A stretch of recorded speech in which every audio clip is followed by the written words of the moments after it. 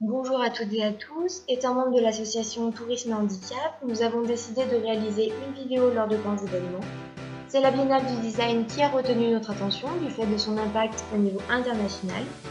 De plus, celle-ci va mettre en œuvre depuis plusieurs années des aménagements afin d'attirer un nouveau public, mais aussi afin de sensibiliser un maximum de personnes. Des visites guidées vont donc être proposées pour tout type de handicap et ce sont les guides qui vont s'adapter au public qui le reçoit. Bonjour, aujourd'hui vous allez pouvoir suivre notre vidéo sur la Biennale du Design et nous allons pouvoir vous faire suivre une visite guidée pour un public adapté et notamment pour un public sourd. Et nous allons aussi vous montrer les différents aménagements qu'a pu faire la Cité du Design pour répondre à différents handicaps. Je vous parlais tout à l'heure des aménagements qui ont été faits pour les 4 types de handicap. Commençons par le handicap moteur. Les bâtiments où se trouvent les expositions sont spacieux, il y a beaucoup de place pour circuler avec un fauteuil roulant. De plus, des rampes d'accès ont été mises en place pour tous les endroits surélevés. Les pancartes qui permettent d'avoir des informations sur les œuvres sont situées à un niveau correct afin que toutes les personnes puissent les voir. Pour le handicap mental, toutes les normes et mesures ont été mises en place pour s'adapter au mieux à cette typologie de clientèle. Pour ce qui est de l'handicap visuel, certaines œuvres sont reproduites par la Biennale du Design pour que les personnes malvoyantes puissent les toucher. Des visites guidées sont prévues à cette occasion où on va leur jouer sur les sons. Les lumières sont également braquées sur les œuvres afin d'aider les malvoyants. Enfin, je vais vous laisser découvrir les aménagements faits pour le handicap auditif puisque nous avons suivi une visite guidée en langue des signes traduite par Emmanuel de l'entreprise Mégaphone. Nous voici donc actuellement avec Emmanuel qui est donc une guide qui fait le langage des signes.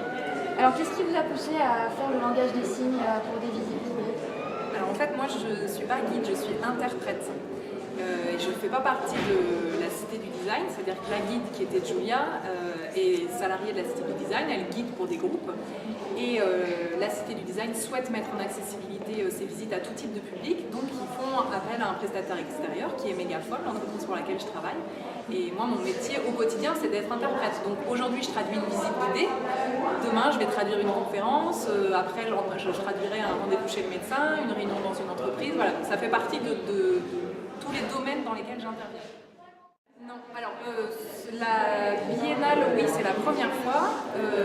Par contre, on travaille avec la Cité du Design régulièrement, puisqu'il y a des visites toute l'année et il y a une visite guidée traduite en langue des signes tous les trimestres. Il faut un Master 2, donc c'est un bac plus 5 pour avoir le diplôme d'interprète et pouvoir exercer ce métier. Non, là, majoritairement, sur les visites guidées, en général, elles se font qu'avec des personnes sourdes. Pour autant, ça existe des visites guidées qui sont adaptées au-delà de la langue des signes, par exemple avec des personnes sourdes aveugles, où là on utilisera la langue des signes tactile.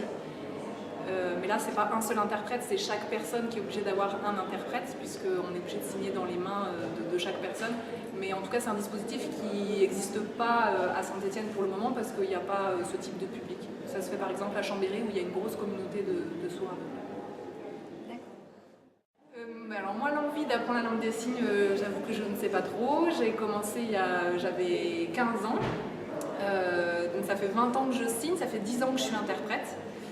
Et c'est vrai que dans le cadre de mon métier, j'essaye de travailler plus vers la culture parce que je trouve que c'est intéressant. J'aime bien préparer avec les guides les visites, qu'on choisisse ensemble les objets qui vont être présentés. Parce que moi, je ne découvre pas la visite au moment où je la traduis, je l'ai préparée en amont.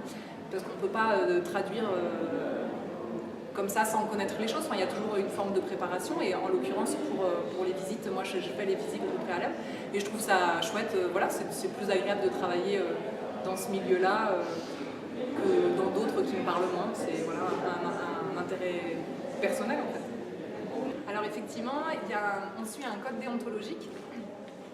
C'est pour ça qu'il y a une formation, que c'est important de faire une formation, qu'on n'est pas interprète qui veut. Et on travaille selon un code déontologique dont les 3 piliers fondamentaux sont le secret professionnel. Donc bon, là, c'est pas une bonne situation parce que c'est une situation publique, donc ça ne s'y prête pas. Mais comme on traduit beaucoup de situations privées, effectivement, on ne raconte pas ce qu'on y voit. La neutralité et la fidélité au message.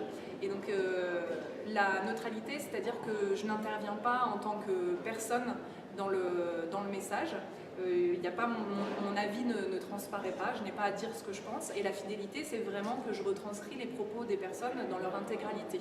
Ce n'est pas moi qui choisis de dire bah, tiens, Julia, la guide, elle a dit ça, moi je trouve que c'est important. Non, c'est sa visite. Et moi je traduis ses propos. Et de la même façon que lorsque les visiteurs ont des questions à poser, je traduis leurs questions fidèlement.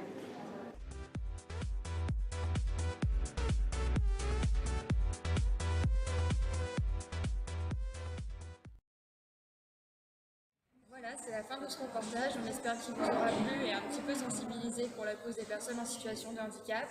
Si vous avez d'autres questions, on vous invite à aller sur notre site internet Tourisme et Handicap pour avoir plus d'informations.